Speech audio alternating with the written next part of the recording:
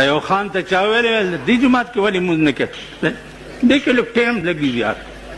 ټایم لګي نو ټایم لګي کونې ورکولو ته ځي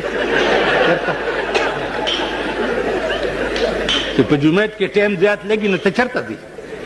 د خر بچیه ټایم خو مغه دی که نه چې کوم په جومات کې تېر شي که نه ده تاسو ووایئ په ایمان چې عاشق سړی چې معشوقې سره ناست دي هغه ټایم عاشق قیمتي ګڼي او که چې معشوقې نه جدا وي هغه قیمتي ګڼي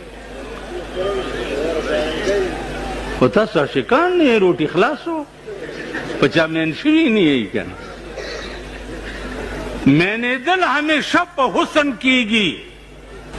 په حسن ښایسته شی د خلق سړي خوښېږي الله وی صبغت الله ومن احسن من الله صبغه الله وی زما نه زیات ښایسته څوک دی وای